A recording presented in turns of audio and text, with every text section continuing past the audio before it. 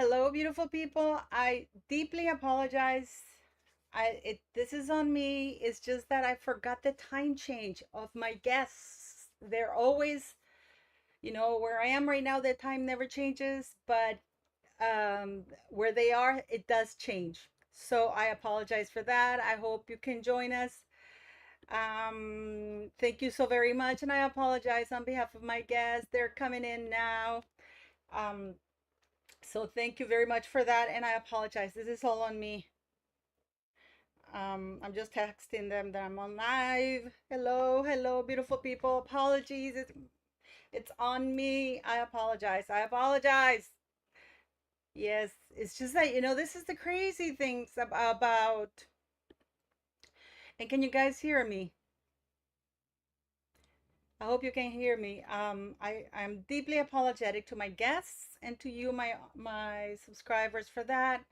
Um, I really screwed up. So I should have checked. It's 4:30 a.m. in Australia. Hello, hello, guys. I I'm sorry I'm not wearing makeup, guys, but as you can see, my lupus is acting up. So this is what you get. I don't ever wear much makeup anyways. I usually, just put a little bit of eyeliner and lipstick. Sometimes I will put a bit of powder, but that's it. But I apologize to you guys and to my beautiful guests that are coming in right now. Thank you very much, guys. We have so much to talk about today. We're gonna have the wonderful Zack Peters, and we're gonna have the wonderful Pidina, of course, as usual, because they're all amazing. So please let me know while they come in and they get themselves set up. Um, where are you watching from? So that'd be awesome to see as well. I apologize so much that I can't believe I didn't check the time. I always forget that you guys have a time change. Oh, so and it's two different time zones. That's how bad things are. There's two different time zones. So you know that I'm dealing with right now. So I have to be very, very. You're from New York. Hello, guys. Thank you for being so kind and understanding. Very much appreciated. And yes, please, please, please let me know where you're watching from. Hello, hello, hello. So much to talk about today. So, Alberta, Nanette, Kentucky, Colorado, sorry. Hello, guys. I am so glad to have you here. There's so much to talk about today. There is so much. So, Lebanon, wow. Edmonton, South Missouri, wow. Isn't it amazing, guys, that nowadays there are truly no borders? From Sverige, hello, Eva Sandström. Hello, hello, hello. I love Sweden. I love Sweden. I used to, when I used to live in Norway, I used to live in an area called Nesodden, and it was just like an hour drives away. If Eva, you know what I mean, the supermarkets that the Swedish Slovenia, the Swedish built these supermarkets across the borders from Norway, which everything is much cheaper. So all the Norwegians used to drive over there. South Africa, Iowa, Cambridgeshire, hey, Mexico. Diane Edwards, you're watching from Central Mexico, like George Bush Jr. used to say. Hello, everybody. How are you? Thank you so very much for being so kind and so understanding. So we're gonna have a fun show today. As usual, Miss Pidine is getting ready, and Zack is coming soon because, um, it's on me. So I apologize for that because it's their time that they're giving us. So I hope you go and subscribe to them. South Texas there. Wow. So I hope you go and subscribe to our wonderful people today. Zack is 83,000 subs. I'm sure we can get him up to 100,000. Let's try and get him to 100,000 today, guys.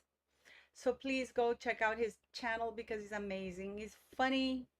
And this is his channel right here. So please go subscribe to him. Let's see if we can get him to 100,000. It's free to subscribe, guys. Okay. So all you have to click is the subscribe button. And don't forget to click like share and subscribe this live wherever you are, guys. And be respectful, leave nice, thoughtful questions according to the topic. And yes, thank you very much for being here. Yeah, yes, I know, but you see, I am in Central America, Nicaragua, and they never change the time. And here's Mr. Zack Peter. Hello, gorgeous. How are you? I'm so sorry. Hi, I'm Hi, I'm good. good. I'm so sorry. This is on me. It's just that I forget that it's been such a while, like when I was in Europe, there was daylight time change and stuff like that. I forget that you guys have the same. I am so sorry. Hello, Zach. How are you? I'm good. How I'm are good. you? How are you? I am doing wonderful. I'm doing well. I apologize for the no makeup. I have lupus and I get flare ups, like this. So Oh, I can't Oof. I know I can't put it just any crap on my face. So how are you? Tell me, how have you been? I've been watching you killing it. good. Good. Busy. I Busy. mean, I there's mean, always there's something always new with something this new with Blake this Lively Blake case. Lively case. I know, guys. This is Zach's channel. I'm sure we can get him to 100,000. I'm sure we can. So let's go to his channel, check him out. He's also on X. On X. Hello, guys. How are you? Are any of you there? Hello. Okay, I'm gonna be watching here. Hello. Can you hear me, Zach? Yeah, Yeah, one sec. one sec. There's a bit of There's an a bit of echo. an echo. Let me see if it's me. Let me see if it's me because I don't have echo cancellation put on here. So let me see. Audio. Okay. Okay. Cancellation. Can you hear me now better? Yes, I can hear you. Okay, no echo.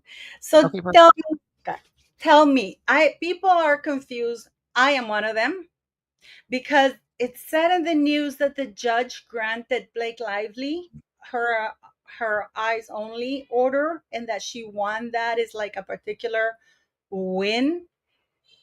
Is that the case?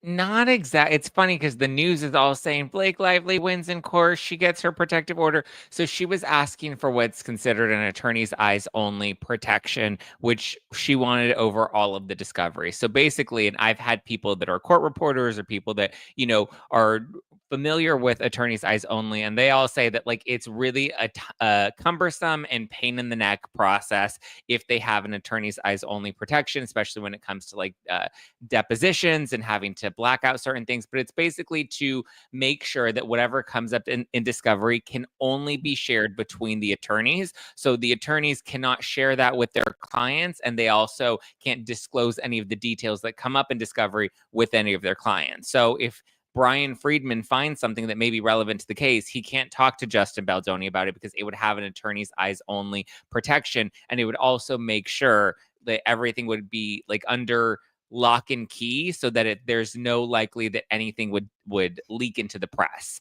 And so clearly everybody was assuming that there was something that she wants to hide if she wants this strict of a protection, which is very, very rare. They only have a protection like this when there's like two really big companies that are in the same industry. Think like Target and Walmart, right? If Target and Walmart were in court together, you would have an attorney's eyes only protection because there may be some trade secrets that one of the companies has, or Microsoft and Apple. There may be some sort of IP that they don't want, or trade secrets that they don't want the other company to get access to. So it was uh a rare attorney's eyes only sort of protection. And so she didn't have the strongest argument in their recent hearing. And she's like, well, but I need it because of my security and I need it because of my medical records. So the judge basically said, okay, I'm not going to give you your blanket attorney's eyes only protection, but I'll give it to you for your security and I'll give it to you for your medical records. When Brian Friedman's like, but we don't even care to get her like like, what do we want her medical records for? And why do we care about her security measures? Like, it's not relevant to the case. But everybody was like, okay, if that'll make her happy, she gets to protect her medical records, sure. But also, medical records are already protected, that there's not a real need for this additional, layer of security. But technically, yes, it is a win for her, but she didn't really win what she really wanted, which was a blanket protection. I mean, and I have a question. I mean, for example, can her lawyer say this is medical, so we're not going to show it to anybody?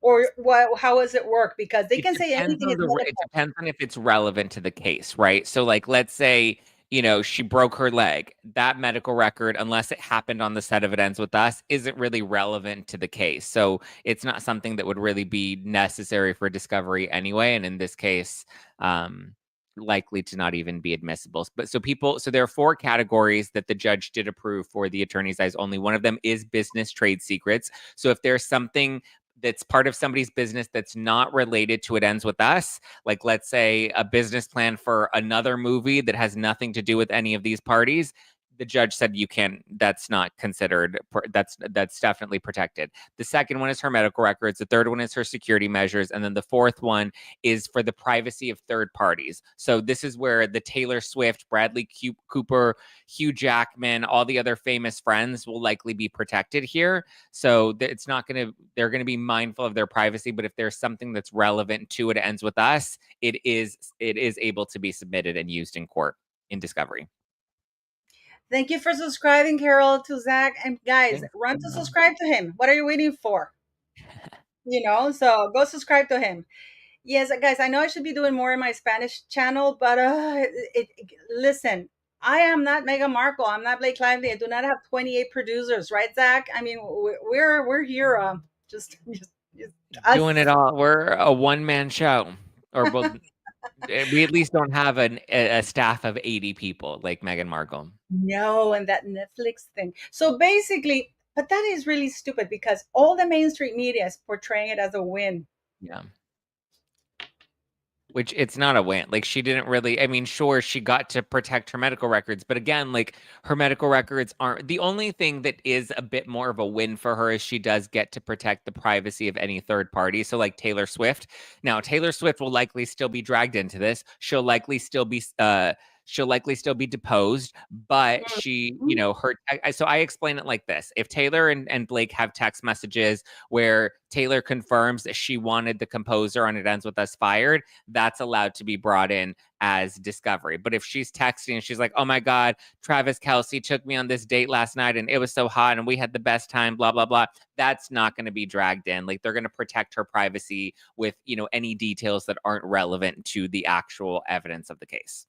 Crap. So we don't get to see booty call messages, basically. We don't get to see your booty call messages. We don't get to know how Travis Kelce is in bed. All those text messages will be protected. Oh, damn it. That's the juicy part of it all, I know. And is it a Wolverine? I mean, Hugh Jackman, sorry, because I'm a big X-Men, follower, a Trekkie. Yeah. He's going to be called up. He seems to be part of the Mean Boys group, isn't he? Yeah.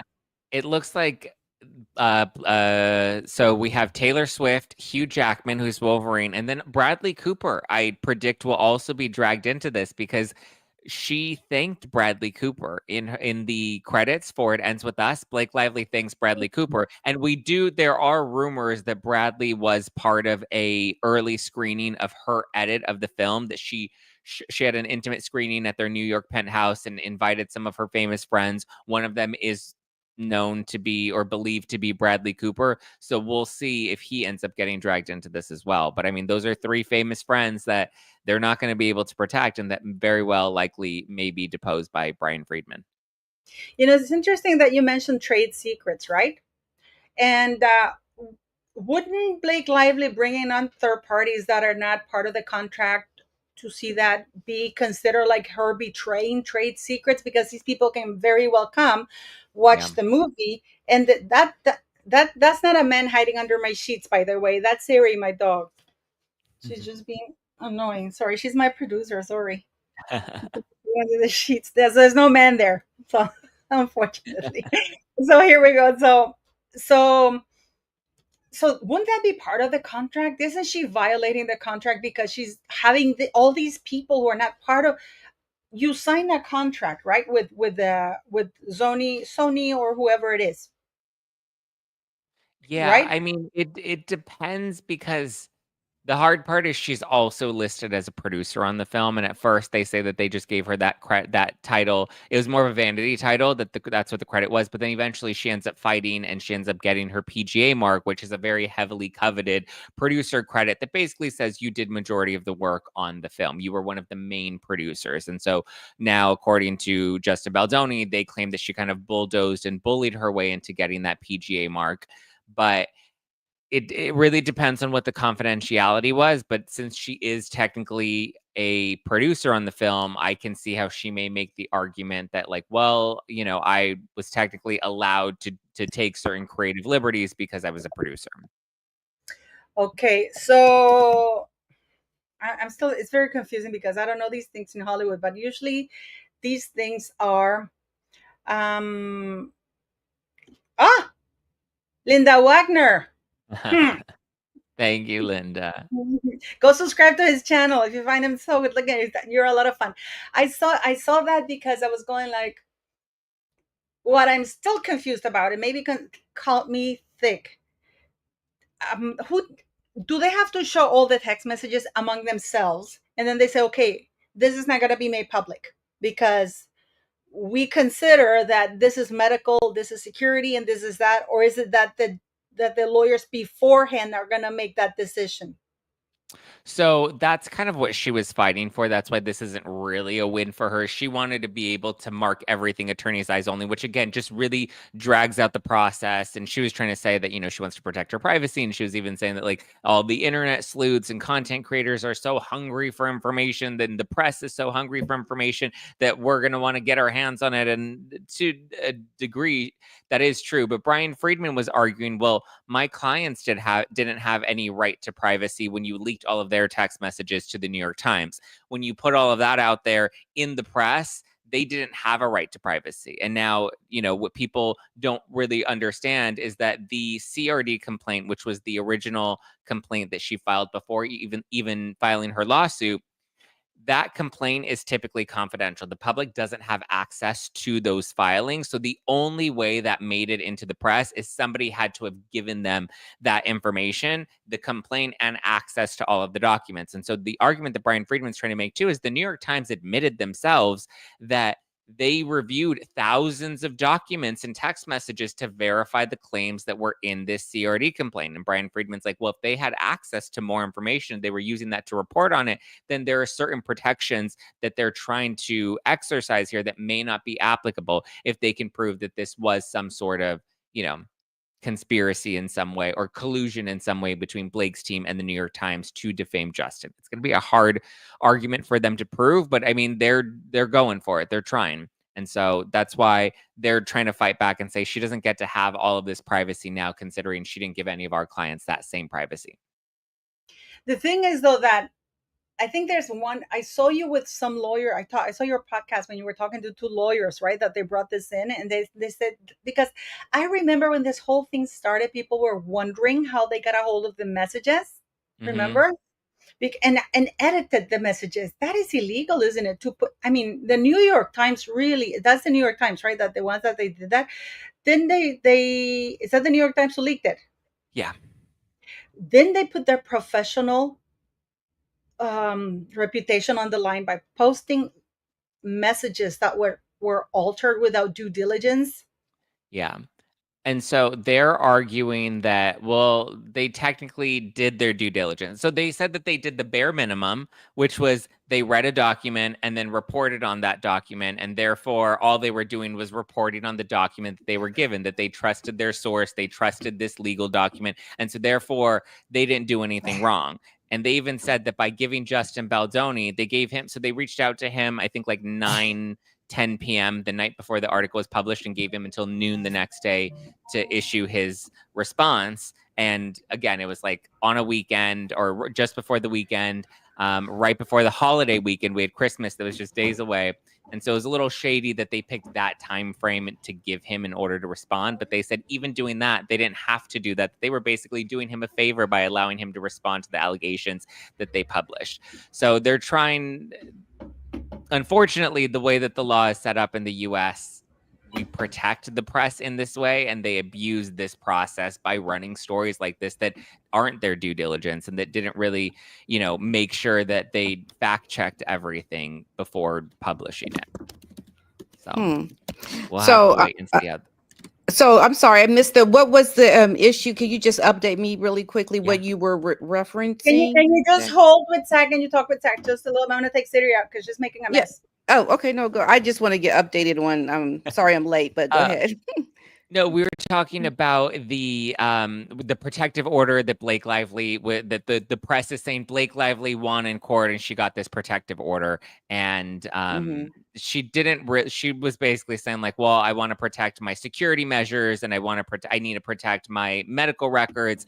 And so even though she was asking the judge to give her a blanket protection so that all of her text messages and all her correspondence would be under lock and key, he basically said, okay, your medical records and your security, like the things that you mentioned, sure, I'll protect your medical records, even though medical records are protected under like HIPAA law. And like there are just other protections that are already in place. Like there's no need that her medical records in this case aren't really relevant, except for her argument that basically says she's emotionally distressed, which, you know, she looks so emotionally distressed at all of her recent press appearances. Right. I mean, she seems like she's just doing her. Like, I don't know that she seems really stressed at all. Yeah. Brian Friedman and Justin Baldoni's team, they're basically making the argument that like, well, why does she need so much protection and why does she want her text messages protected when Justin Baldoni and the other clients didn't get that same protection when they leaked all of this to the New York Times? They gave the New York Times all this information unbeknownst to Baldoni and the other defendants, and yet they didn't have a heads up. They didn't have any warning. And so the New York Times is basically like, well, you know, we were given this information. We trusted our source. And so we didn't do anything wrong. So we don't belong in this lawsuit. And unfortunately, they very well may end up getting dismissed as, you know, as the law protects them. Yeah. And then what we were, go ahead, Paula. Are you kidding? Yeah, they'll get. Yeah, they very likely may get dismissed. Except, so the one thing that I think is the only like tiny thread of fabric that may keep them in this is that subpoena that you referenced, because they say that the only way they reviewed thousands of documents and text messages that verified the claims that they make. And so Brian Friedman's like, well, how did they obtain that? And they said that they obtained this through a subpoena. But the only way you issue a subpoena is if there's active litigation, if there's a lawsuit that's pending or a lawsuit that's happening. And when Blake Lively originally filed this, it was a CRD complaint, which is a complaint filed in the state of California, but it's not an official lawsuit. And her lawsuit didn't come until a couple of weeks later. So there was no proof that a lawsuit was even going to be filed or was in motion. So where was that subpoena? Who issued that subpoena? What court granted that subpoena? And is there a copy of it? Because how else would they get those text messages? I remember Justin Baldoni's, the woman that quit, that became Justin Baldoni's representative, right? She said that they took away her personal phone and they refused to give them to her. And I wonder if they took some text messages from there. Was that legal even? So that's where it's a little dicey too. So that's Jennifer Abel, who's also being sued with Justin Baldoni, and she belonged to a company called Jones Work PR, which was owned by Stephanie Jones, who was her boss. And Stephanie Jones did take the phone, and it's presumed that Stephanie Jones is the one that provided these text messages to Blake Lively. Now, Blake Lively saying, well, I issued a subpoena to get those text messages. But again, we can't find there to be any legitimacy to the subpoena, number one. And number two, I feel like there has to be some sort of privacy protection that Jennifer Abel should have had, even though technically it was a company phone that those text messages were on. I don't know if Stephanie Jones is able to violate those, privacy issues and just relinquish those text messages, especially if there's not a legit subpoena behind it. Oh my God, because she had a phone number assigned to her for the company, but then she had her own number, and that's the one that they also took. And I remember I watched an episode where she was really upset because you know how we all have double verification when you access your bank, you get a code. Yeah. Pretty much can't get into anything if you have that. And she kept begging them. And at one point they kept her like 4 hours waiting at the phone company because all they needed to do was send a letter for them to release her so she could get her phone number she's had since high school, right? Yep. So that part of the phone that is illegal. Yeah, and so we'll see how that plays out with Stephanie Jones. She's kind of laying under the radar right now because she's the one that presumably got all of this information, is also using it to give Blake Lively ammunition against these defendants. So we'll see if there were any privacy protections that were violated, because you're right, there are, violations, like, sure, but we have to see if legally that'll hold up in court, because I agree. I think there were a number of violations to Jennifer Abel's privacy that were done here. She didn't consent to that. And also, if they're trying to protect trade secrets, then I would think even those text messages would be considered trade secrets, because they would be discussing plans with their client. And I have a quick question about that too, because I was thinking, how can these, by the way, go subscribe to Zack, guys. What are you guys waiting for? Go subscribe and don't forget to click like. We have to get him to 100K. We can do it. I mean, between P. Dine and I, I'm sure we can get you guys. Zack, absolutely. Yeah. Go crazy. Go like, subscribe. It's free. Do you have any questions for Zack about that? Because I can't wait. I have to ask you. If they get the post, Wolverine. I don't know if you know Hugh. I feel like saying Hugh Grant, but it's Hugh Jackman. Hugh Jackman. For sure, Taylor Swift will be deposed. Will we get to see those? Yeah. So the deadline for all depositions to be completed is August 14th. And so now there are certain, like I said, the judge granted 4 protections that Blake Lively wanted. 1 was medical records, which we don't care about. 2 is security measures, which we don't care about. 3 is trade secrets, which, unless they're related to It Ends With Us, we don't need and we don't care about. But it's going to come down to the privacy piece. And I think that's what Blake Lively's team is going to fight really hard for, is third-party privacy. But it's likely we'll get depositions for all of them. I'm told that they're likely to be video depositions. And so there may be pieces that are redacted to protect their privacy in certain instances because of this protection order that Blake Lively fought for. So there may be pieces that are cut out or redacted, but we will likely see them. I mean, definitely at trial, we'll see those pieces, but it's also very likely that the press will be able to get their hands on them as we see those should be happening over the next several weeks. I believe August 14th is the deadline for them to complete all of those. So now we're actually moving into the discovery phase. So they're going to start to pull the text messages, the emails, the depositions are going to happen. You better believe Taylor Swift's deposition is going to get out, because that's not under lock and key. We're going to definitely hear what Taylor Swift has to say. Unless she settles, and Blake does still have the option to settle and not bring her friends into court. But Brian Friedman's going to depose them all and is going to grill them all. Yeah, but it's not up to her to settle. It has to be Justin. He has to agree, and he would have to. I think he needs a public apology. She would have to admit she was wrong, which I don't think she will do. No, I don't think she will either. If anything, if by the grace of God she gets some sort of, way out through a settlement, maybe it's a really big payout, whatever it is, I don't think she'll apologize. If anything, I think she'll say the law was not on her side and the legal system is broken and they don't protect women. Like, she'll lean into all of that. I don't see her giving a public apology. I mean, look at Amber Heard. She fought all the way until the very end. That was painful to watch. Sometimes how I was watching that thing, and I don't know how Johnny Depp wasn't laughing. I mean, no, because there's some idiots who might have believed her. In fact, some people did believe her. Yeah. But when I saw her and she was on this, then it's like, you can see she's trying to cry. That I'm not gonna say the name. I mean, she's a real bad actress. She couldn't act her way out of that one.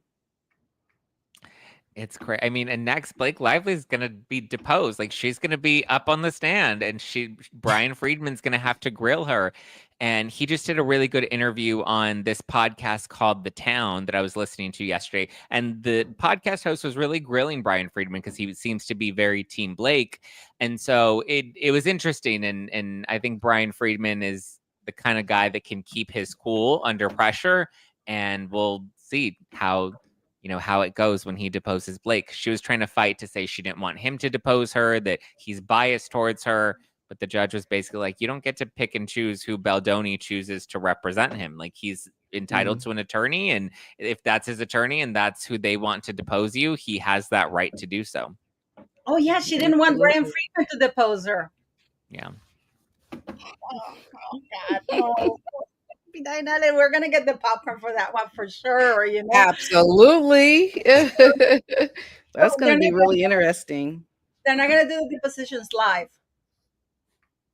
We won't see them live. I mean, if the only way we'll get any either transcripts or bits of it is if somebody somehow, if they get leaked to the press. So I don't suspect we'll get a full deposition anytime soon, at least not until it goes to trial. And even then, we may not get the full deposition, but we'll see. I mean, there are enough internet sleuths and strong press people that can help, get that and get it out. Oh wow. This is very, very interesting. I am gonna get the popcorn for that one. I want, you know what, Zach? I've been watching because I saw you on the podcast with this lady. I see, por el amor de Dios. You see what? This is why, guys.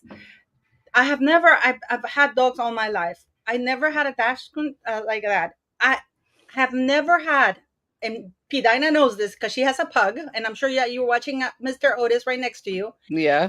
Kitty here, and it's like, I order this burger and I don't know, she's so small and she's always eating and she won't leave me alone. I never had a dog that's so needy. She sleeps on me and everything.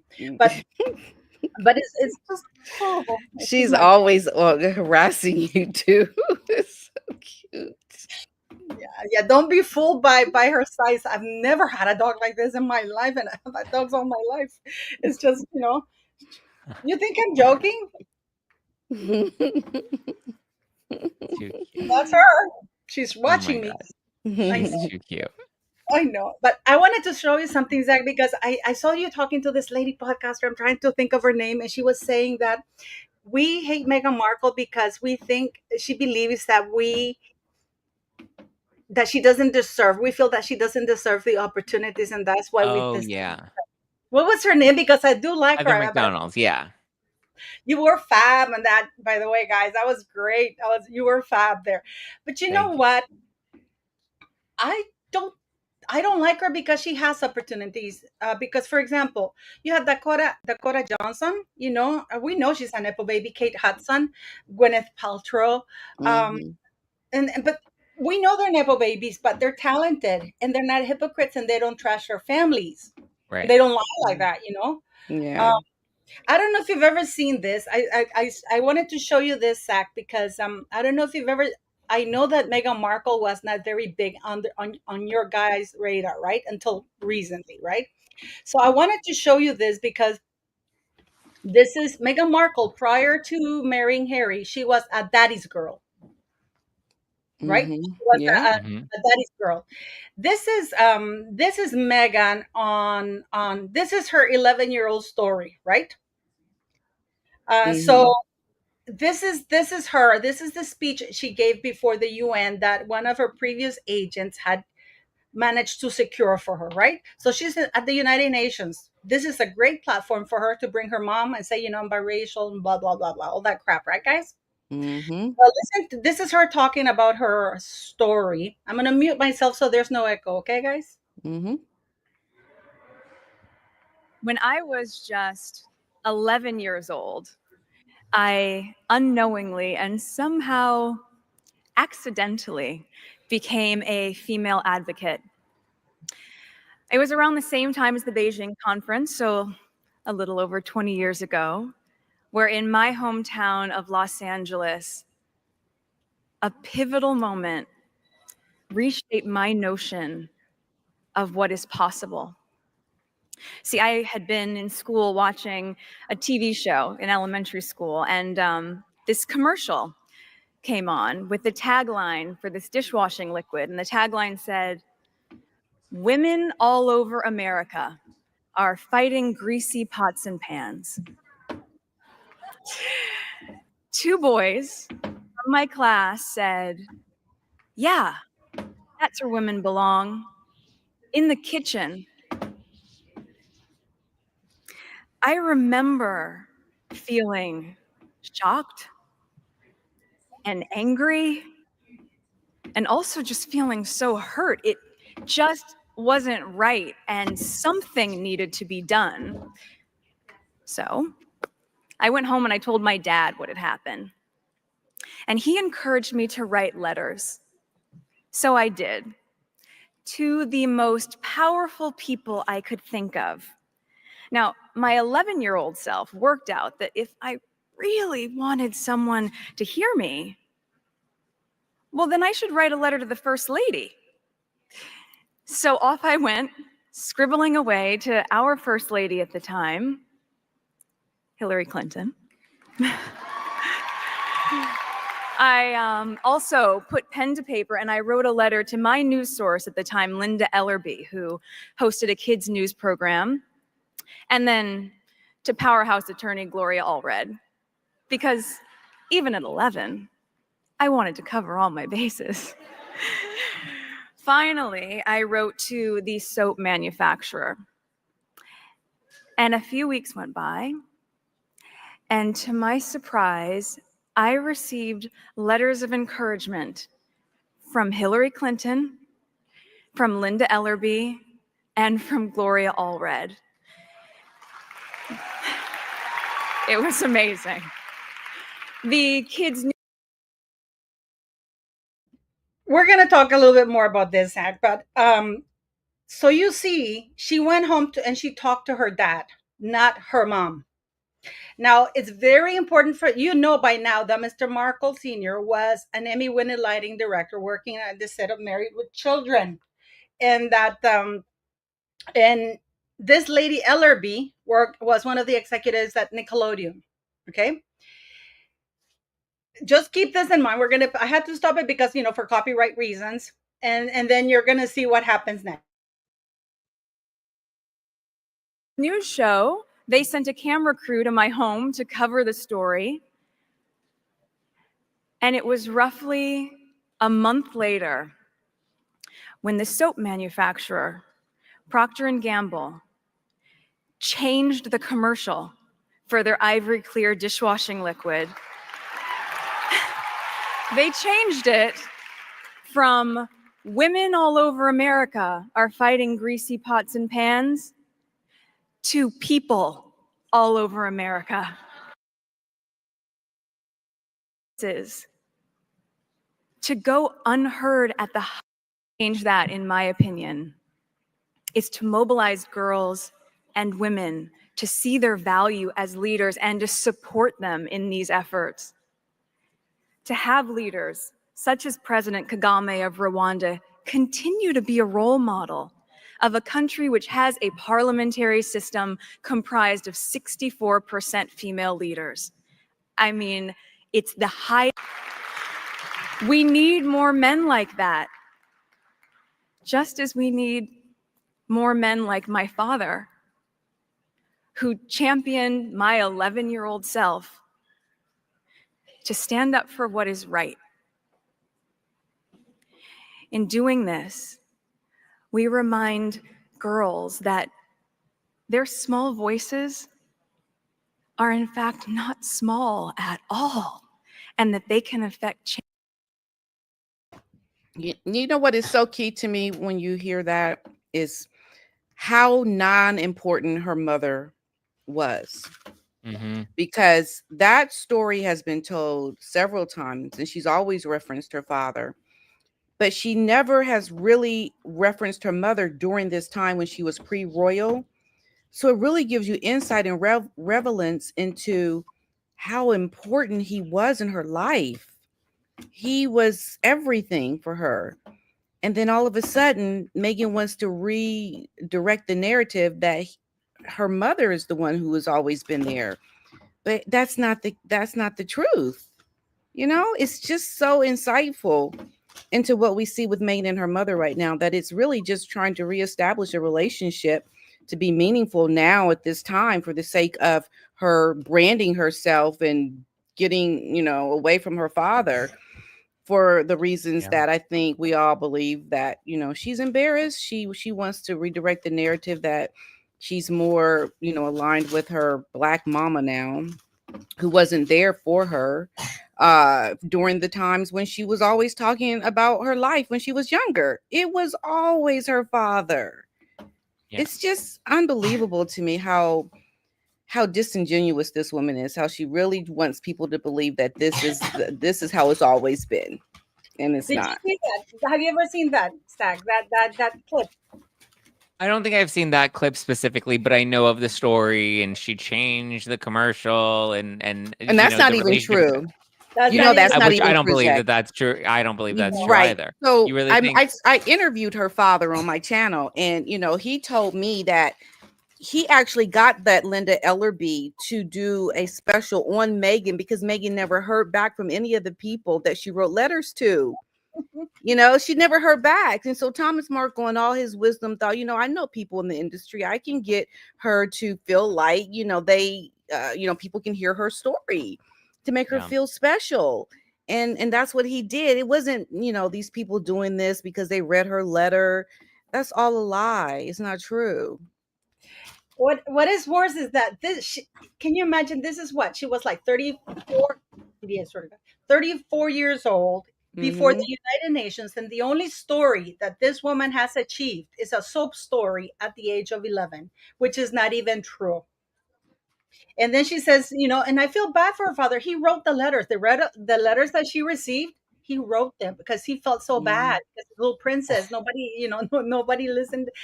I think that was a mistake, to tell you the truth. Yeah. Well, Yeah. I mean, I can see how he would want to do that. I mean, you want her to feel like, you know, her letters did reach the people, and he wanted her to feel like her voice was heard. I mean, look at all the things he did so she could have a voice, like so she Yeah. could think she had a voice.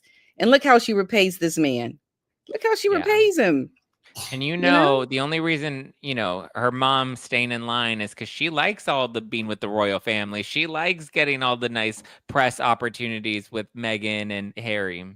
Or seeming like she's the good person in all this, when I think Yeah. she's the one behind all the negative things around Mr. Markle. I think Meghan has been Yeah. persuaded by the mom, Doria, to push Thomas out.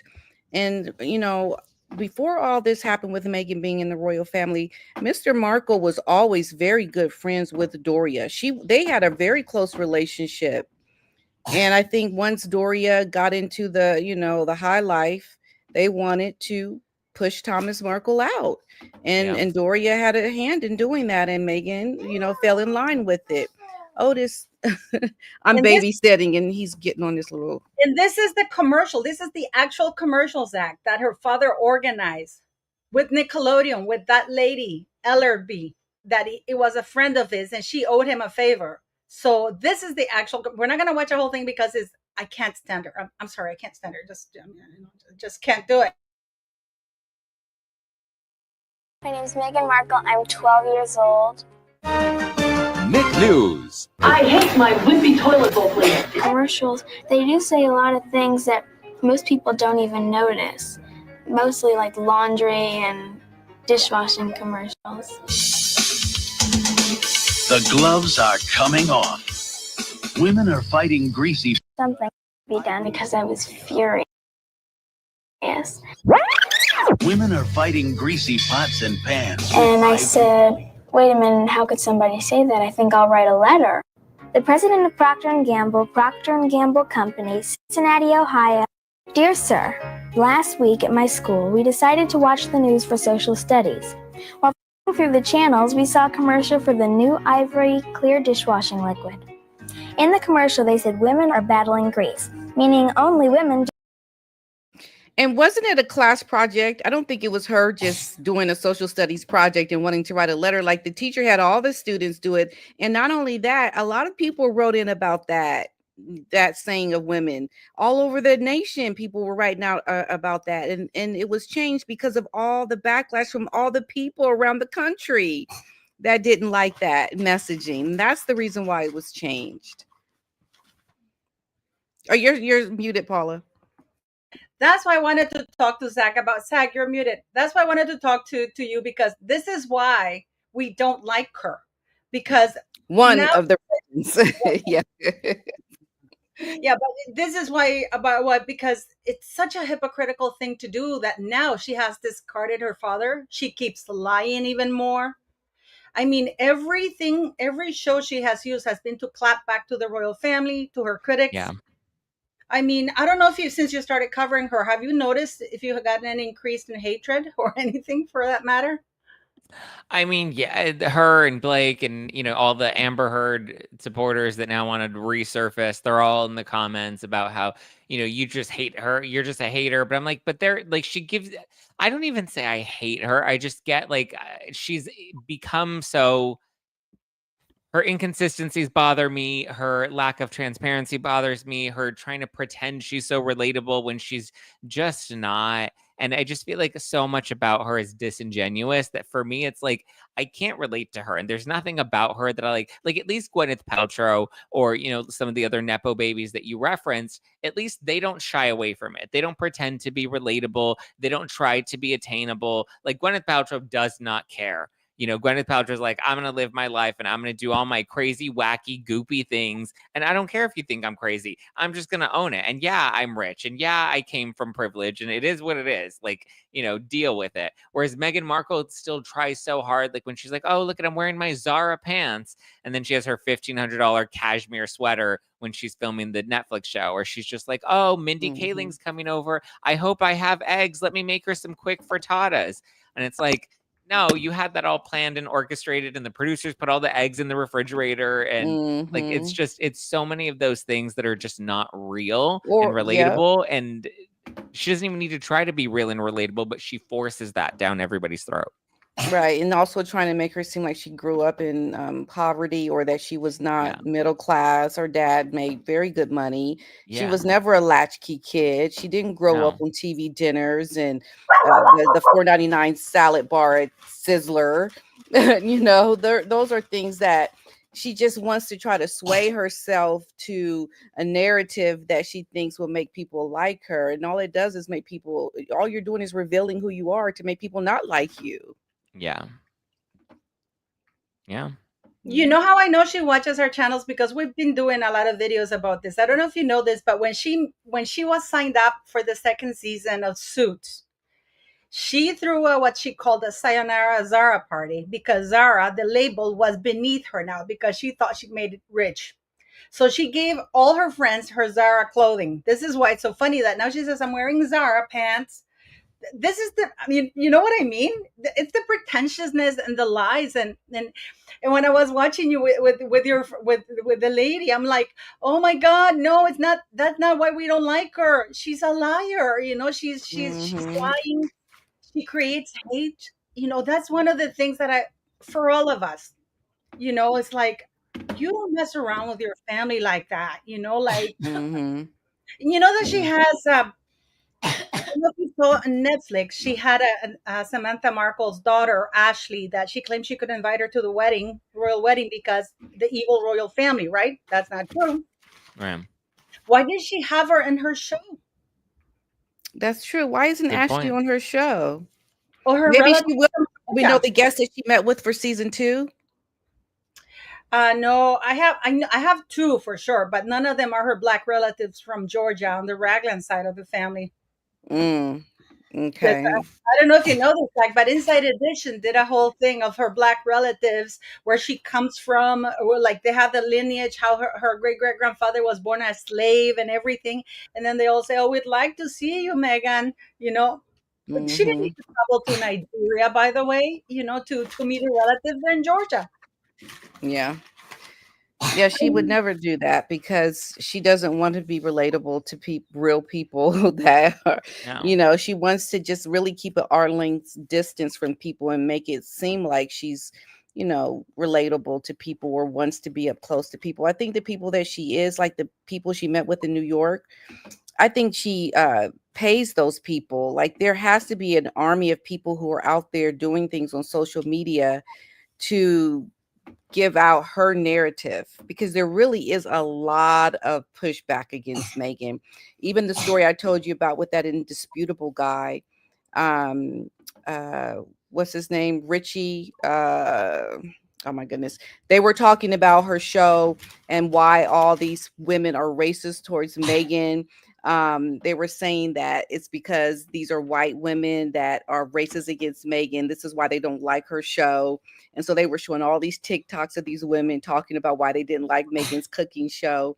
And he's this Black commentator, and he's like, yeah, look at all these white women that don't like her because she's Black. And he himself even said, I don't understand it. Like, he was even talking about how much he just did not understand why it was this way. And the one thing I would say to push back against that, look at all the other women of nobility that are Black. We know a few of them that are married to white men that don't get this kind of pushback either.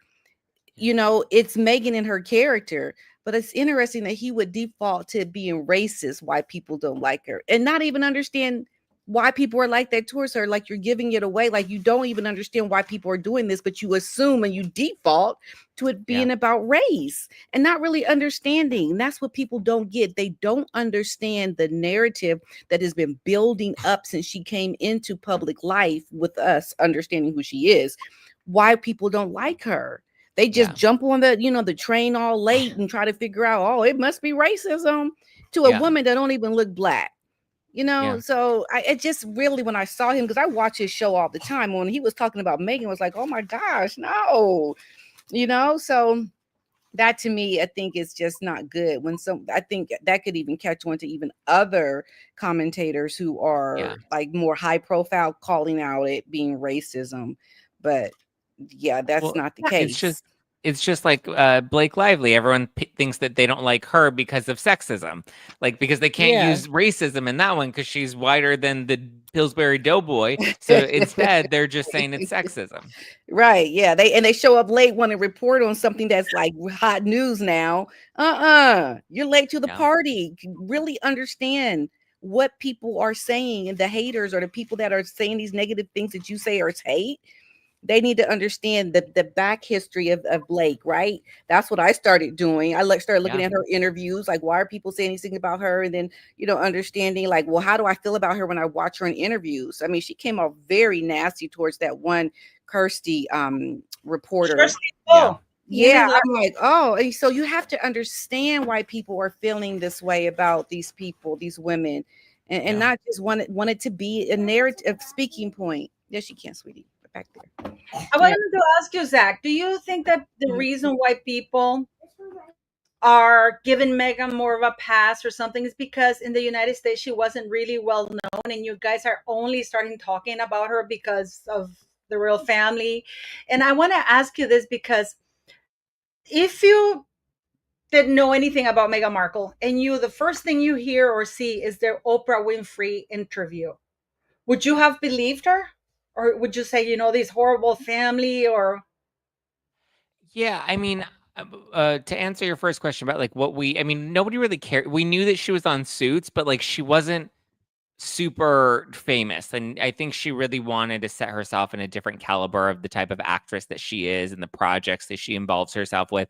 But I think people really got to know her more when she went to the UK and became part of the royal family, because then it's like, oh, we have an American actress, we have someone that's, from America that is now gone and she's become royalty in the UK. And so, she had this elegant style and these, outfits, even though they were all pretty muted, but she still had, her style was very fashionable. And so I think there was just something that the US, really started to gravitate towards her on.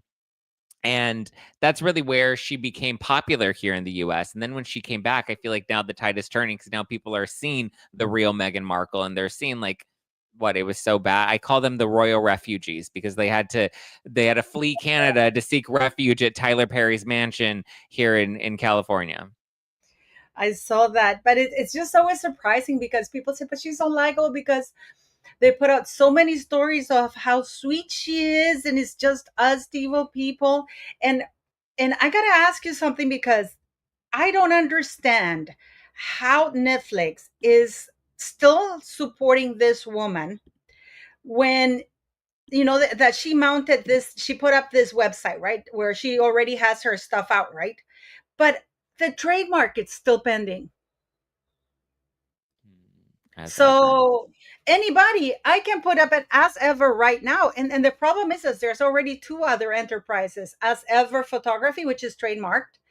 And I don't know if you know this, but in her trademark thing, she has photography and stuff like that as well, film production. And the lady who registered As Ever Photography has photography in it too. So, and it's already registered and trademarked. So how can Netflix be pushing for this? Because I've heard a lot of people say, well, Netflix still want to air season 2 because they're hoping they're gonna make some money back because of the products they're gonna sell. But I don't.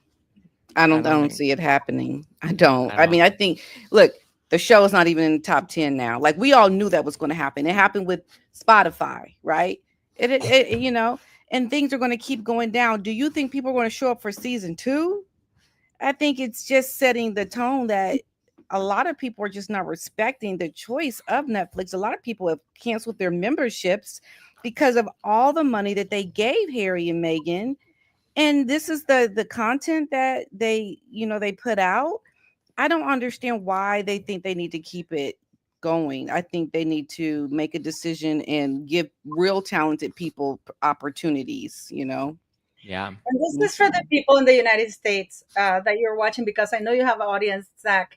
The last name for the royal family members is Mountbatten-Windsor. This is His Royal Highness Prince William. He registered, he trademarked his royal foundation in the United States. You can see that. This is the United States Patent and Trademark Office. And these are the names. His Royal Highness, that's the title, William Arthur Philip Louis Mountbatten-Windsor, the Duke of Cambridge, and Her Royal Highness Catherine Elizabeth Mountbatten-Windsor. Because there's a lot of people saying, oh, well, they can go by that. Meghan, only the king can modify the last name of the royal family. And Meghan Markle, the last time I checked, she's not the Queen of England. So I don't know what's going on there. What do you make of Even all her of kids, her kids are Mountbatten-Windsor, right? And Harry's technical Absolutely. legal last name is Mountbatten-Windsor. Yep, absolutely. They're that's what's on their birth certificates to the both of them. Both their children are Mountbatten-Windsor. And I don't know, but people are saying that it's because she wants to hold on to the Sussex because of divorce rumors or stuff like that. But I completely disagree with when people say, oh, it's because we don't like her because she's a Nepo person, Yeah. And It people just are doesn't, yeah. It doesn't make sense. She's not Sussex. Like Sussex, like it's also such a strange name to pick as her last name. Like I get they named her the Duchess of Sussex, but like it's strange. And did you know that Bethany, people here on the chat are talking that Bethany Frankel is now saying that people like us are bullying Meghan Markle and Blake Lively now? Like, And it's too much. That's rich coming from Bethany Frankel, who all she did was tear down the other women on the Real Housewives of New York. Season after season, she was ruthless towards them. I Oh think yeah, Bethany, that's right. She was, wasn't she? yeah, I think Bethany just often likes to take a more contrarian take because she knows that it'll get engagement, and that's one thing Bethany's really good at is driving engagement, and she knows that she's going to ruffle feathers. And um yeah, I mean, the people that just say that it's bullying or that it's just hate or whatever, I think don't understand why people get so upset with women like Blake Lively or Meghan Markle and how, ridiculous they've turned things that are serious. Like people have respect for the royal family, people have respect for those traditions. And then when it comes to Blake Lively, like, yeah, we absolutely have respect for, DV victims or SH victims that like, those voices do matter and those voices should be heard. But Blake Lively is not a representation for that based off of what we've seen so far. It seems, if anything, she's making more of a mockery of it. Yeah, I am. I don't, you don't know this, but I was in, my ex-husband was very abusive. I've suffered skull fractures and all kinds of things, right? So I didn't watch that movie. For some reason, those kinds of movies, I can't watch them. But then I watched because everybody, when she said Ragnar florals, I thought, oh, okay, it's not about that, right? You sound like it's a rom-com, like 50 Shades of Grey, that I love, by the way. But or Magic Mike or something like that. Magic Mike, yes. So, but then I saw one scene that apparently she managed this scene and she wanted it like this. It's like when she's asking the guy for divorce. It's like, oh, should we get divorced? And I'm like thinking, bitch, when you're in a relationship like that, you don't do that in front of a man because you risk a beating. I mean, those conversations when you're in a DV relationship, they don't happen that way. So clearly this woman is disconnected. But people were upset with Bethany Frankel because it's about, with that Blake Lively showed up with that condom dress in Texas, and it's Yeah. like people, she looks so deranged or something, and she said that people were being mean about it. What did you make of her there? Of her dress at the Well, another everything, simple favor like party. she was like insane. She was. Yeah, I mean, I understand how she's likely going to be nervous going into a situation like that because everybody's going to pick her apart. I don't understand why she'd even like. It was just an easy if she needed to fulfill her work obligations, go stand on the red carpet, take a photo, be done with it. I think she did a little more than was really necessary. I wasn't a fan of the latex dress. I thought it was an interesting choice. I know people were saying that it also looked like a boba tea because of all the balls at the bottom and the stripe on the top. Um, yeah, it wasn't a great dress. And listen, she's not the first actress to walk a red carpet where people don't like her dress. So it's not like that was anything unique to Blake Lively.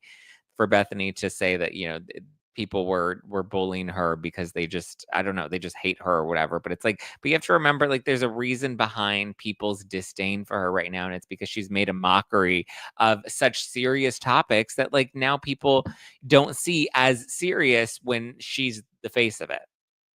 Yeah, I have this theory that I want to run by you, Zach, because I don't know. I'm sure you have very good friends of yours, right? Can you imagine, for example, and I had this conversation with Pidina, if my mate, my Inez, who's breastfeeding her, like month-old baby, and she comes to me and she says, Paula, this fudging guy came into my whatever it is that where they are, and he's just perving me, with my baby while I'm breastfeeding my baby, and blah blah blah. I am not even going to go question the guy. I'm going to grab a baseball bat and I'm going to go to town with the guy. I wonder if this is what Blake Lively did. If Ryan Reynolds, when he came back because of the strike, Ryan Reynolds came back, found some flirty things, and she justified it and said, you know what? This is this guy. I was breastfeeding our child and this and that. And he's a perv. He's trying to do this to me and that. I can see him losing his cool, not even questioning Justin Baldoni, because the hatred that I see of this man towards Justin Baldoni. And I don't see Blake Lively saying, "Oh, oops, it was not like that." Because I left a chat on your podcast, and they were doing that. There was a scene that they released where Blake Lively bit Justin Baldoni's lip. Remember His that? lip, yeah. Yeah, I think, there was clear I personally think there was some chemistry there that Ryan Reynolds was picking up on, and to just kind of shut him down, I think she was very much just like, "No, that's not like, I'm not into him. Like, what are you talking about? He's the one that's into me. He's the one that's pursuing me. He's doing these things. He comes into my trailer and like likes to watch me breastfeed." Which there's nothing sexual about breastfeeding. Like, there's literally an infant involved. Or the water birth video that she claimed was pornography. She just miscategorizes things so much and blows them up bigger than they need to be, that I can see her just, running to Ryan and telling him, yeah, all of these, look, he's the one that's like sending me these like weird voice notes and texting me at inappropriate times, and like completely leaving out the context of these instances to make him look like he's pursuing her, probably in an attempt to either, downplay Ryan's jealousy or to, appease him in some way and hide her own feelings for Justin Baldoni. Like, it's clear that there's some deflection that's going on there. That's my take on it, because I would, for example, I would believe my friend, and I have a feeling that Ryan Reynolds, and I know that people say he's a jerk, and I'm not saying because he's a fellow Canadian or anything like that.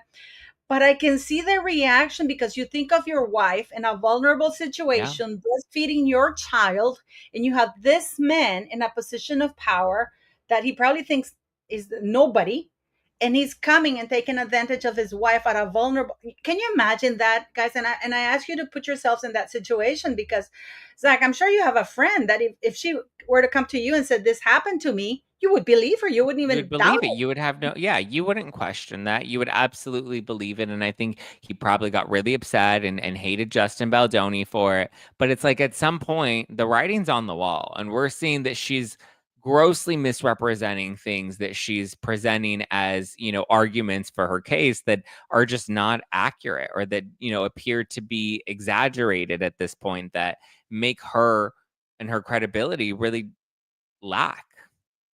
And now with the Lemonada podcast, what do you guys think of it? I mean, what do you guys, I mean, what do you It's guys just think? searching. She's just constantly searching and wanting to find something that's going to help get her to be this A-lister, this very popular. Like, it just feels like she's riding this wave of being married to a prince, and she's just trying every little thing she can. And I don't think she's in a position to be the one to talk to people about confessions from a female entrepreneur. I think she's using it as a platform to get into the goods, I think, with women who are very successful. Because think about it.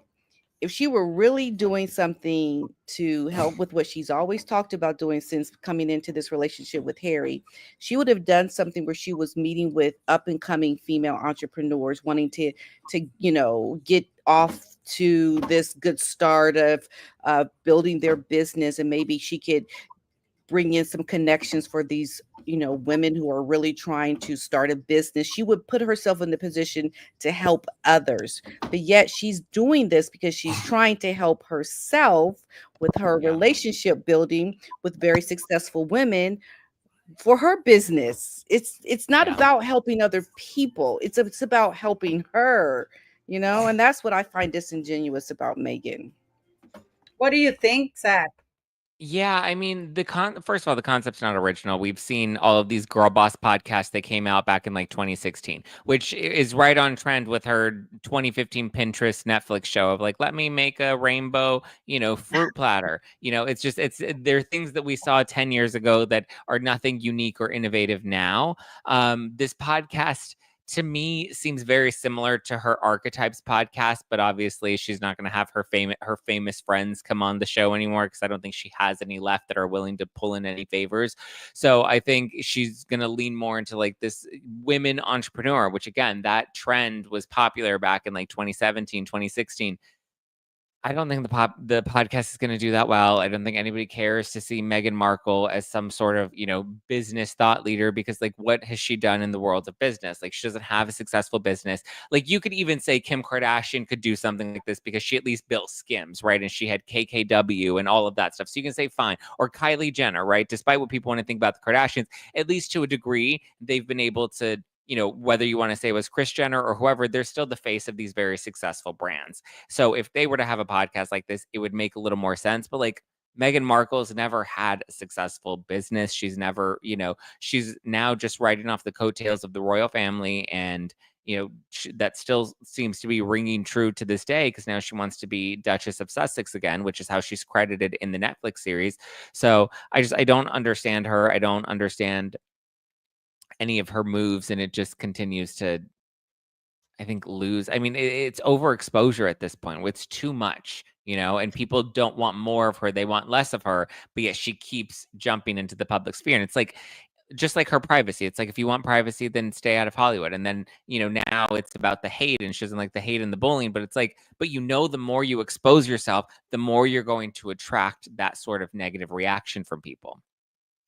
I mean, and people, I mean, Bill Simmons called her a lazy effing grifter. And the problem is that what she puts out is fake. Right now that there's this thing, tomorrow I'm doing another live with a chemist expert that says that the bath salt water, I think she's trying to kill her friend stylist, because you cannot, if you mix it like that, you actually can get burnt and stuff like that. I mean, and they don't put any disclaimer or anything. This woman doesn't know what she's doing, but she's trying to portray herself as an expert on everything. It's so disingenuous. And I was wondering, because Chrissy Teigen now has a podcast that have you ever seen it? Have you heard about it? No, I never heard of her podcast. She's doing the rounds. Chrissy Teigen is doing, because she's doing a podcast, and I'm wondering if she's going to show up in Meghan's thing, and I wonder if the sudden turnaround from Bethany Frankel is because maybe Meghan has going to have her there, but Chrissy Teigen, are you Googling it, Zach? You'll see that I was looking it up right now. Chrissy Teigen, self-conscious with Chrissy Teigen, huh? You see, Illuminating conversations, bold, introspective, a safe space where the twists and turns of personal growth are embraced and shared openly, one conversation at a time. isn't this the woman who told a 17-year-old to go self-exit? Yeah, she did some really, really horrible things, didn't she?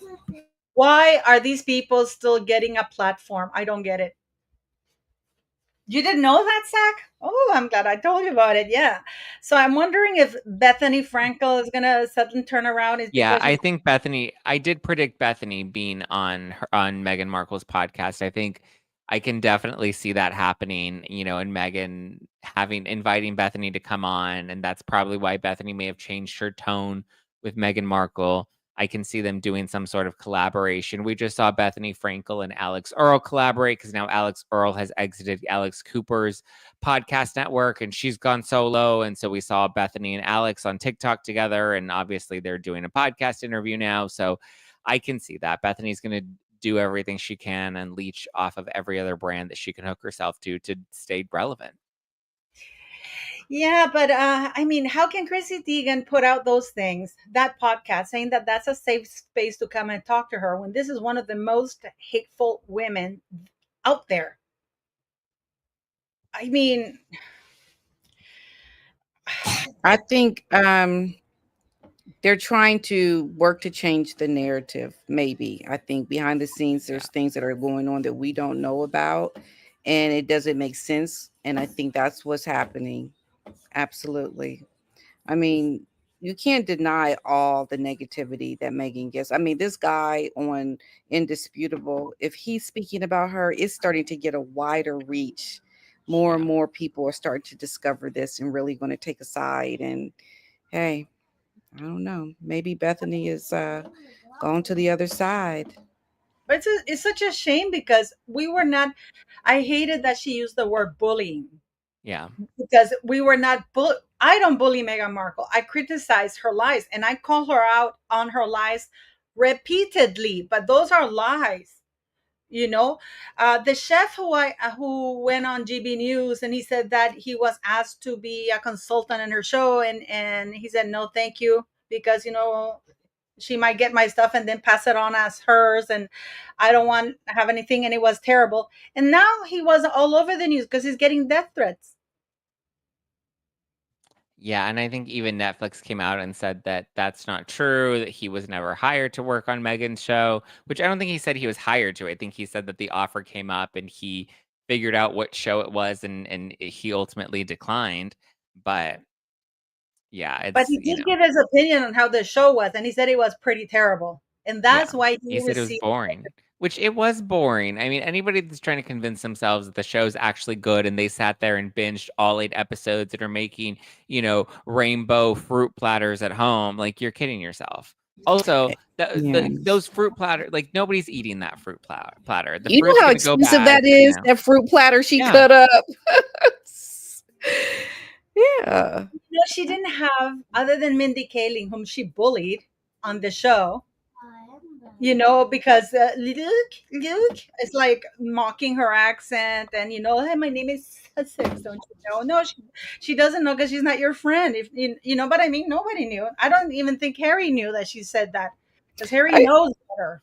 I just think you didn't feel like you were watching something with a real good friends. Like these are acquaintances, people that they're not real friends. They're not like the childhood friends that you have. There's so much more that's like is interesting because you know that person for a long time. You have stories to talk about, experiences that you've shared together. It just was really flat in terms of the friendships that she was presenting. These are not friendships like that you would expect to see on a show where you're talking and you're cooking together and you're going way back and you're reminiscing about life. These are just very superficial friendships. Yeah. That's what I believe. There's no depth there. They're not really friends at the end of the day. It's more, I mean, and it's standard in Hollywood. You have everybody's a friend, but like how deep is it really? And it's not that deep. Like they'll show up for your Netflix show because there's something that they get to promote. There's something they gain out of that, even if it's just the vanity of being on Netflix. To them, that's, strokes the ego, but I don't think any of the Yeah. relationships she had with anyone on this show were all that real or all that genuine. And what happened to all her other like famous friends? Like the most famous person she was able to bring on was Mindy Kaling. Right. Yeah, And and she she's a And she's such a duchess. big socialite and celebrity herself. Yeah. And I Makes mean, sense. you know, Mindy Kaling executive produced Running Point, which, by the way, I liked it because I saw you talked about it on that. As you see, I watch you, Zach. Guys, go subscribe to Zach's channels now. And so it's like, yes, you can. We're over 100,000 in mine, and Pidana has almost like 150,000. I'm pretty sure that we can get Zach to 100,000 today. You know, Thank he's you. giving us our beautiful time. You know, you're so. But look, even us three here, that you know, I know Pidina for a long time, but you know, with you is very new. But even us, we have more fun talking naturally. Yeah. Experiences that we've had in the past. Like Yeah. you talk things, and this is one thing that Megan doesn't have. It's like, why can't you just talk?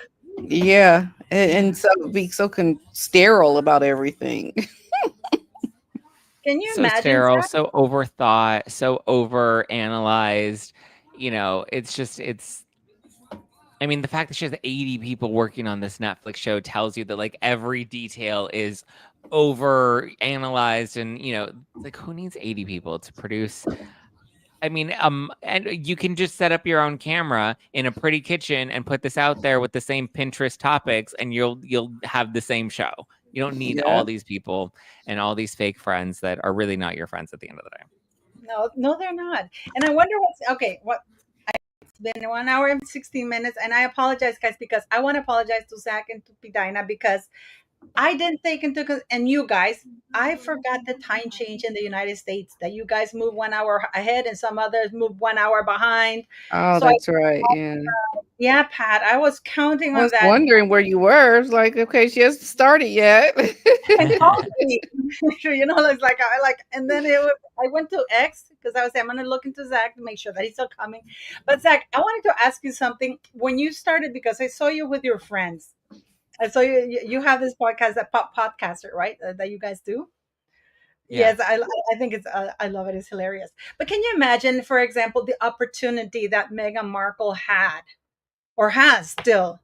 Can you imagine if Netflix approached you and said, you and your buddies are going to have a show and you're going to go in the kitchen and you're going to go crazy and just make things up and do whatever you want?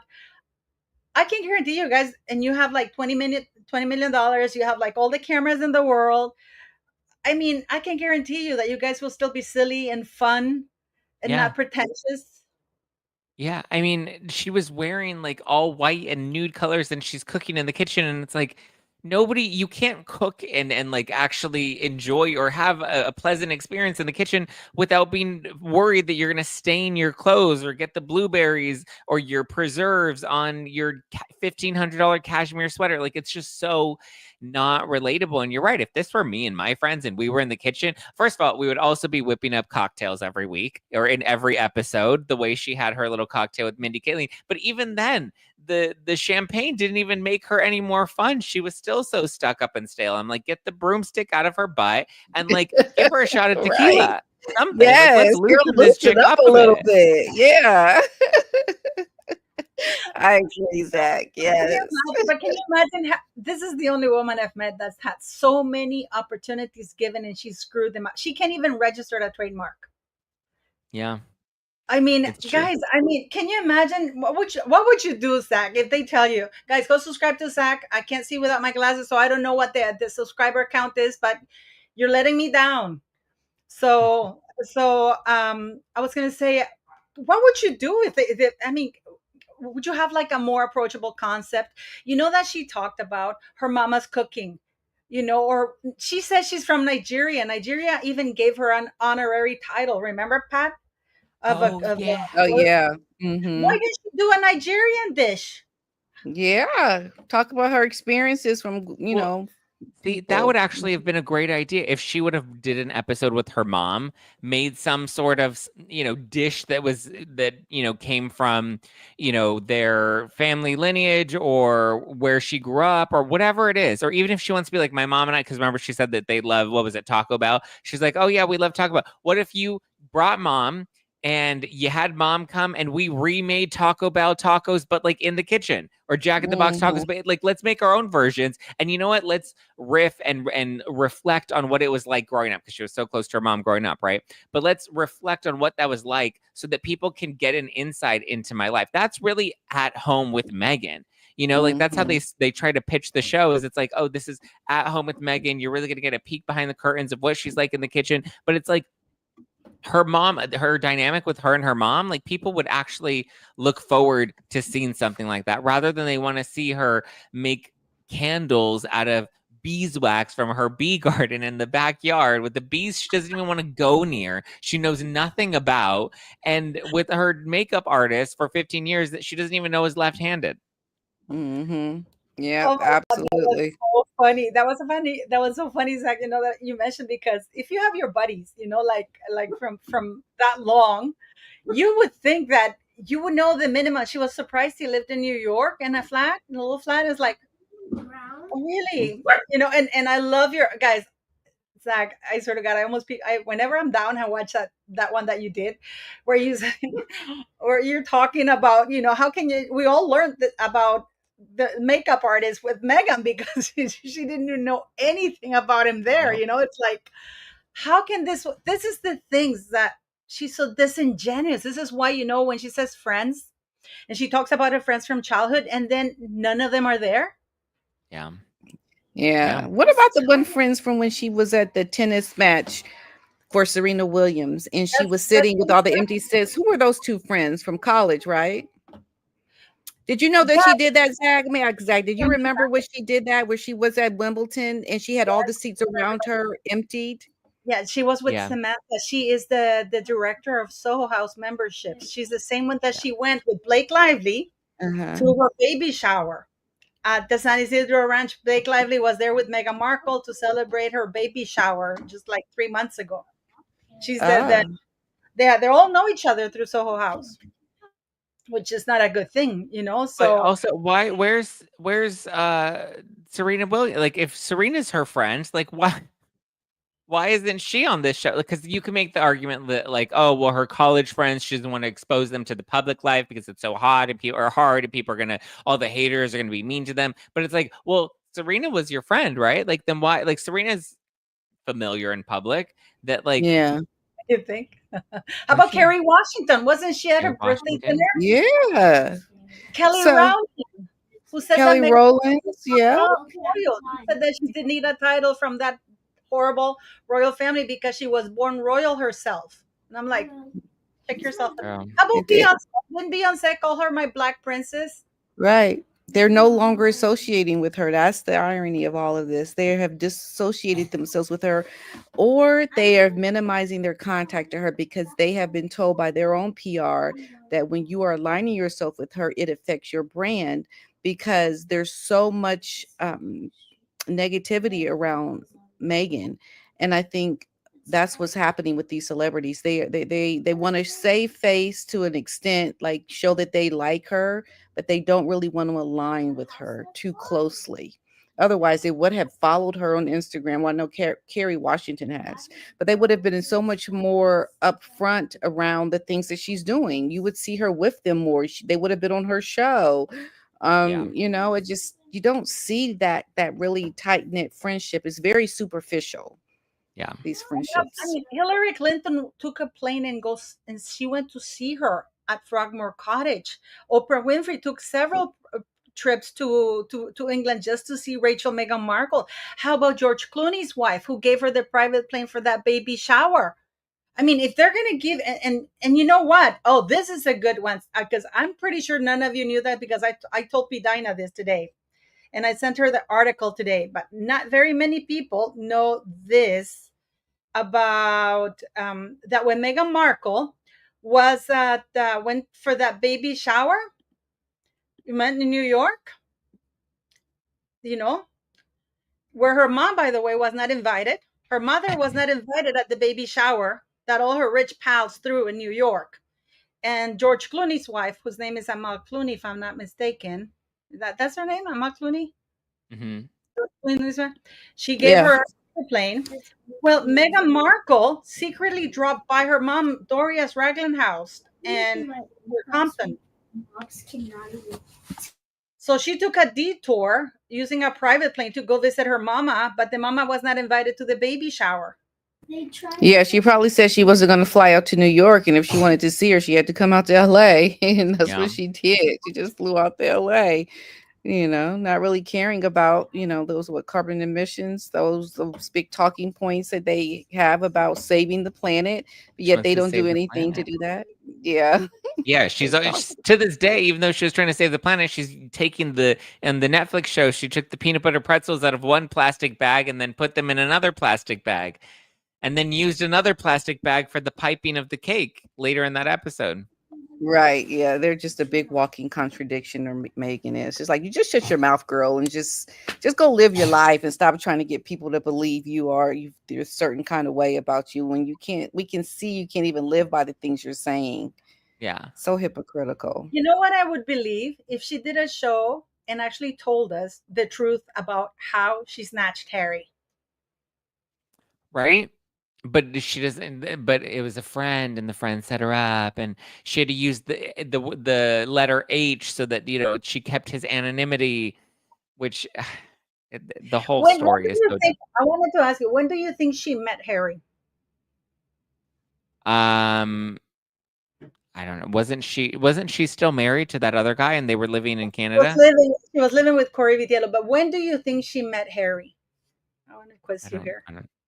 Well, if you were to take your best bet, what's in the popular belief out there? Don't Google it. Of when she met him? Mm-hmm. I mean, how long have they even been married? She only knew him for like a year, right? That's correct. She knew him for a year, and they got married in 2018. Yeah. Yeah, that's true. But well, according to what they've said repeatedly, because they said this repeatedly, she met him in July through a friend of a friend of a friend, right?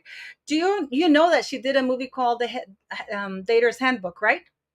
Mm-hmm. She did that at the end of 2015, November 2015, December. And then the opening of the premiere was in February. So just listen to this is her co-star. Remember that it's in the popular. Everybody said they gave interviews. It was in July, right? Yeah, it was in July. Mm-hmm. Dater's Handbook. Okay, and that was 6 months before she met Harry. Literally, yeah. Was she on Suits? So she was on Suits. She was still on Suits. I liked her. I had a great time with her. We had fun. Yeah, I think she's cool. She's whip smart. Did you think this woman should be a princess? I mean, she's gonna do well. Wasn't she married before? She was. She was married, and she had been divorced.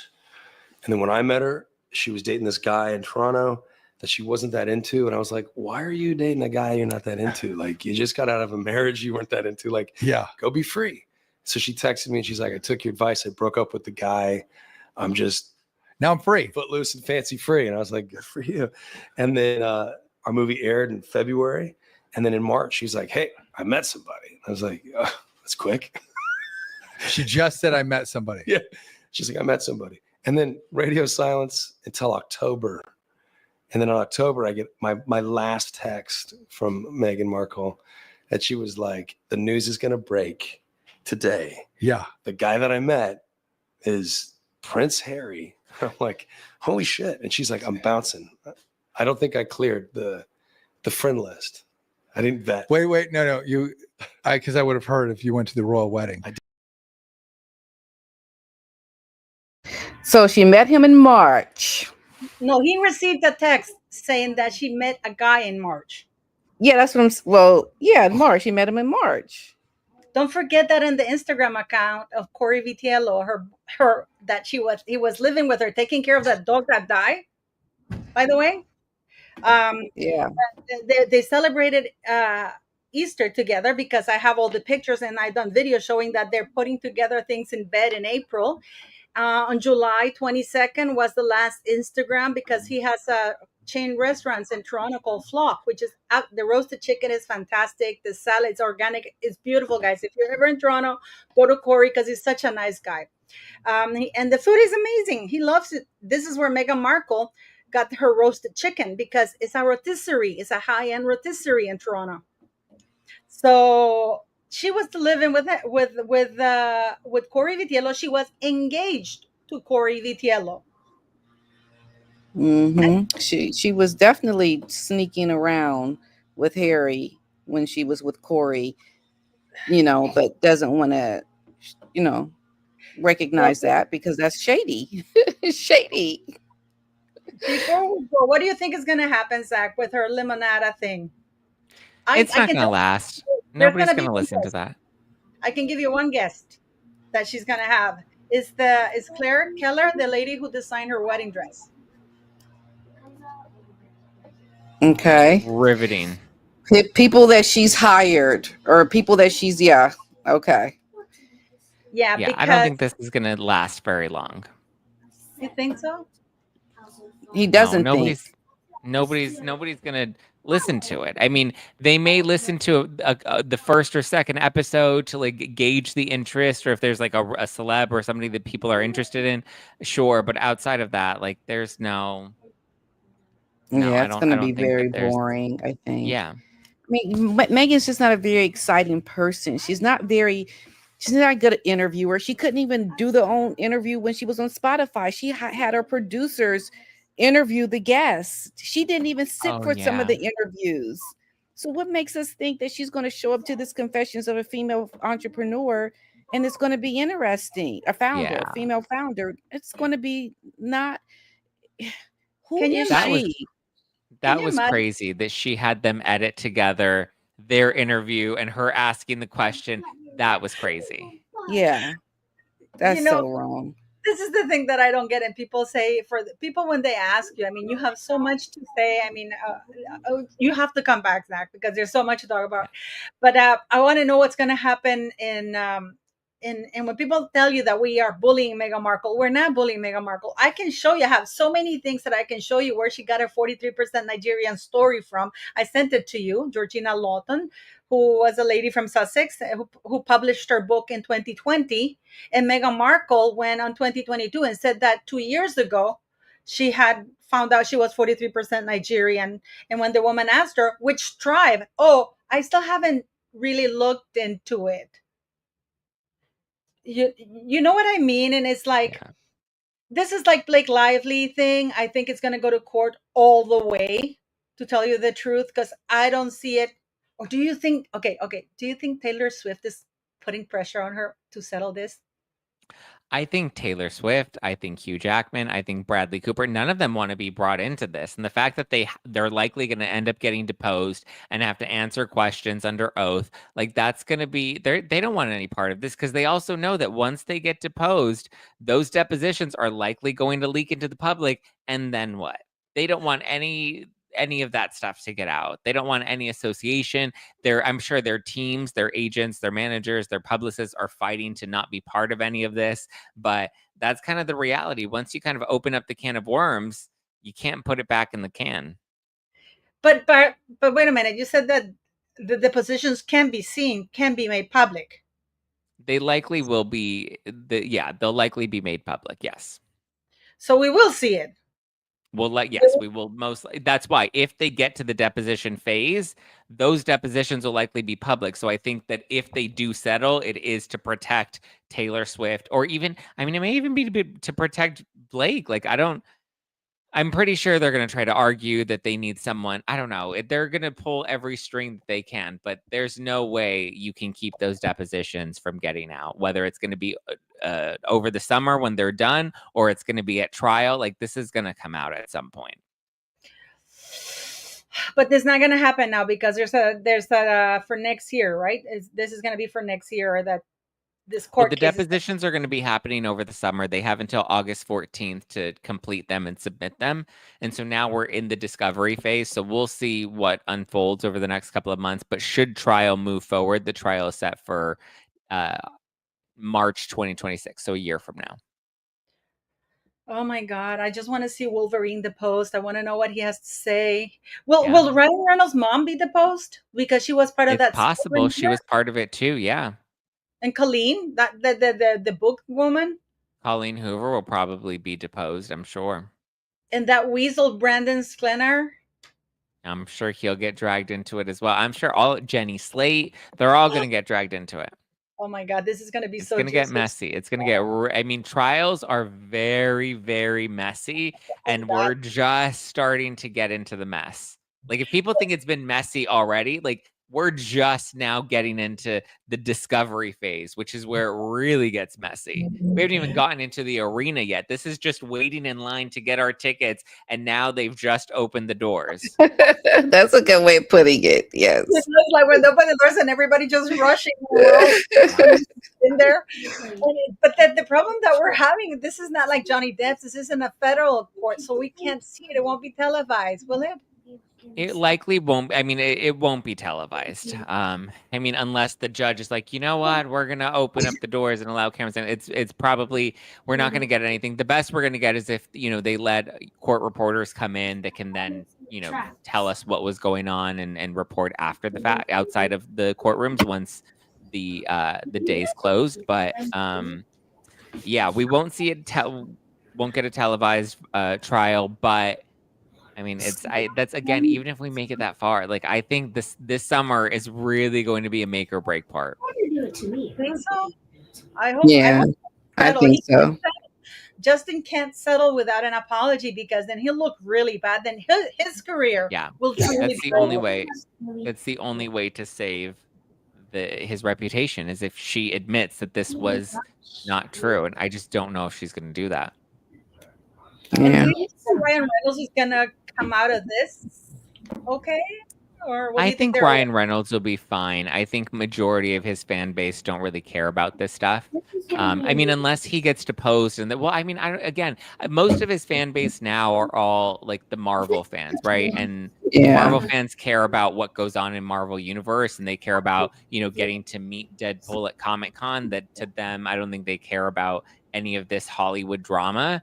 So, I mean, I'm sure there'll be a fraction of his audience that'll dip out, but I think for the most part, if he stays true in Marvel and Disney keeps giving him opportunities, I think his career will probably be fine.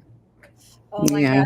Thanks for coming today, guys. You guys are amazing. Zach, I have to have you again, and I apologize for being late. I am going to take into consideration the time change now that I know you guys have changed back, you know, into that. And please go subscribe to Zach. He's amazing. To Pidina, you're streaming this on your platform too, so. Yes, and I want to give a shout out to Lizzie B for the gifted membership and to Maddie for the super sticker. Thank you. And also Honesty and Truth gave a super chat. Did you read that one? Yes. And don't forget to go, please subscribe to our lovely, yes, Zach. How many subs do you have now? Zach, can you do a count to see how many subs you have right now? Yeah, I'm gonna be very disappointed in you guys. We're at 83,376. Oh, you're very close. No, we're getting there. We need to get him to 100,000. Come on, guys. 83, You'll get there. He's gonna get there. Guys, come on. So anyways, hopefully it will, you know, Pidina and I do lives on Saturdays. Hopefully you'll have time to join us, you know, be fun and fantastic. I'm going to be looking out for you and promoting your stuff. And, you know, you're always welcome here. And thank you for coming, guys. And we're going to keep our eyes peeled, and please go subscribe to Zack now. So have a great day, guys. And thank you, Zack. Thank you. Thank you, Bye, guys. Zack. Okay. Bye-bye.